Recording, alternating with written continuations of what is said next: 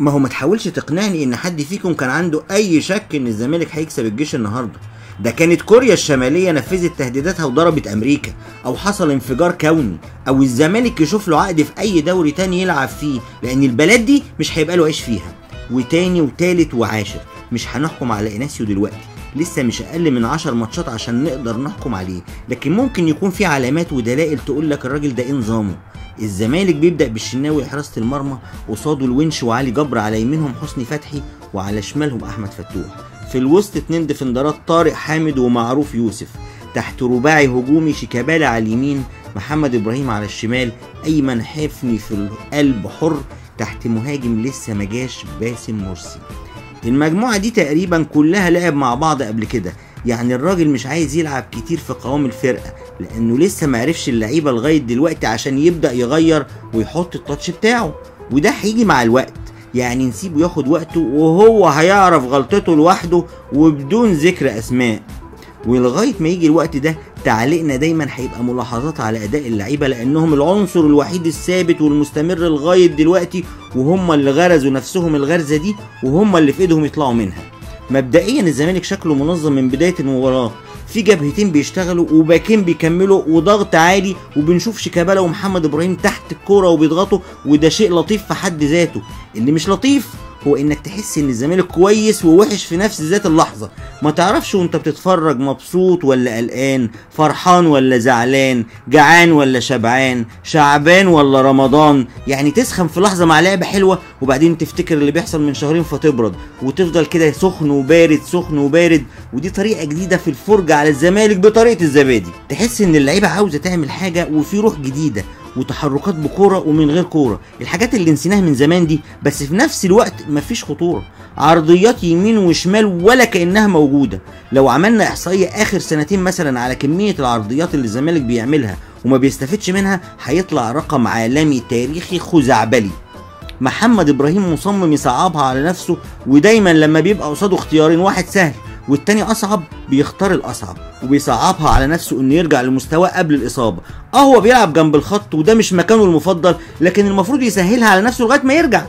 باسم لو ركزت معاه هتلاقيه مقضي معظم الوقت يا بيعمل فاول مع الخصم يا بيتعمل معاه فاول، ولما بيحب يجود ويفتكر انه مهاري وينزل يستلم ويرقص بتنتهي الهجمه نهايه مأساويه. لازم باسم يقف او يقعد مع نفسه قصاد المرايه في البيت ويقول انا مهاجم صندوق، انا مهاجم صندوق، انا مهاجم صندوق، انا ما بعرفش اشوط فاولات، ما بعرفش اشوط فاولات، ويكرر الموضوع ده 3 مرات في اليوم عن اقتناع، والنتيجه هتكون سريعه، يا هيرجع هداف زي زمان يا هيتجنن.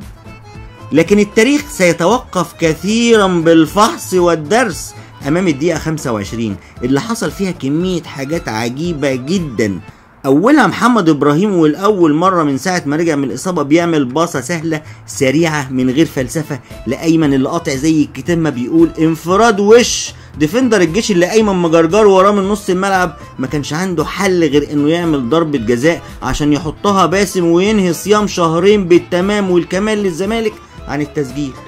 385 دقيقة من غير ولا جون، بيتهيألي مفيش فريق في المجرة من يوم ما اخترعوا كرة القدم قاعد يلعب حوالي 6 ساعات ونص تقريبا من غير ما يسجل ولا جون، إلا لو كان فريق سباحة توقيعية مثلا. شوط أول معقول مقارنة بالكوارث اللي بنشوفها بقالنا شهرين، لو اعتبرناه بداية يبقى معقول، نمشيها بداية. أنا عارف إن الموسم بيخلص لكن معلش نحن نختلف عن الآخرين. الشوط التاني عبارة عن هدوء أول 20 دقيقة ما فيهوش أي حاجة تذكر تخليك تحول القناة دي بماتش برشلونة ويوفنتوس وانت ضميرك مرتاح. واللي قاوم الإحساس ده واستمر مع الزمالك هو ده الزملكاوي الأصيل اللي حتى لو فقد حماسه لكن ما فقدش رغبته إنه يتفرج على فرقته حتى لو بعافية. فجأة باسم بيفتكر وبيفكرنا إنه راس حربة، يعني المفروض إنه يحاول ويشوط ويبين كرامة يعني. وفعلا عماد السيد بيطلع شوطة حلوة من باسم بتفوق اللي نام وبترجع الناس من الكامب نو. ايه ده؟ خير اللهم اجعله خير.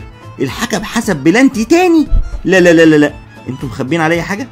وبيحافظ باسم على تقاليد الزمالك وبيضيعها طبعا، لكن بترجع له عشان يجيب الجون التاني بلانتيين وجونين في يوم واحد. احنا نهارنا ابيض ولا ايه؟ بعدها ايناسيو بيعمل تغييرين بيدونا لمحة عن شخصيته. الراجل عقلاني جدا وعارف هو واقف فين، رغم انه كسبان 2 الا انه عارف مشكلة اللياقة البدنية في الزمالك، فقرر يقفل نص الملعب بديفندر تالت بنزول ريكو مكان شيكابالا بدل ما يلبس جون والماتش يتكهرب وممكن تقلب بغم. فقال لك الطيب احسن وبارك الله فيما رزق، وبالمرة ينشط الهجوم شوية بنزول مصطفى فتحي مكان ايمن حفني. ويعم السلام والسكينة وهدوء استاد بتروسبورت، وقبل النهاية ب10 دقايق الراجل عمل تغيير تالت مش متعودين نشوفه في بر مصر. للوهلة الأولى تحس كده إنك مخضوض ومش فاهم. نزل أحمد رفعت مكان باسم، وده من التغييرات الفلسفية العميقة لو كان قصده كده فعلا إنه يعمل حاجة جديدة يعني. تغيير تقعد تسأل نفسك بعده إيه ده؟ أمال مين السترايكر؟ هو الزمالك هيلعب ب3 ديفندرات و3 تحت الفيرود من غير فيرود؟ السؤال ده زي ما قعدنا نسأله لنفسنا برضه مدافعين الجيش وطارق يحيى سألوه لنفسهم، بس على ما بدأوا يستوعبوا اللي حصل كان رفعت بيعمل سرور مصطفى فتحي اللي قاطع في النص مكان راس الحربة لأول مرة من زمان عشان يجيب جون تالت من مبتدأ وخبر. لقد هرمنا من أجل هذه اللحظة.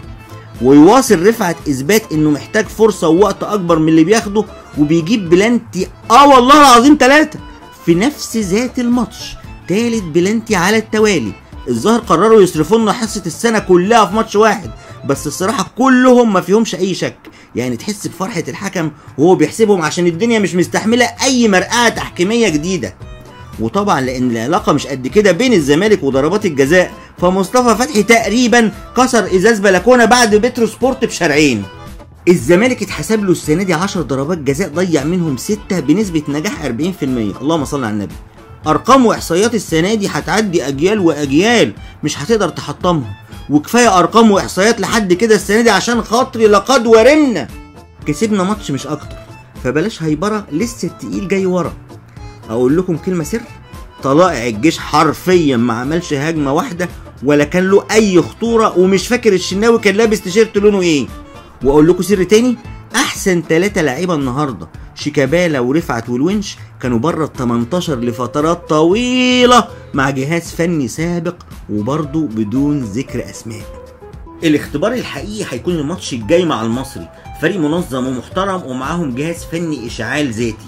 ده لو وصلنا لمباراه المصري من غير مشاكل ولا خناق ولا انسحابات. اللهم بلغنا ماتش المصري بمدير فني لا منسحبين ولا متخانقين، عادي يعني زي بقية خلق الله.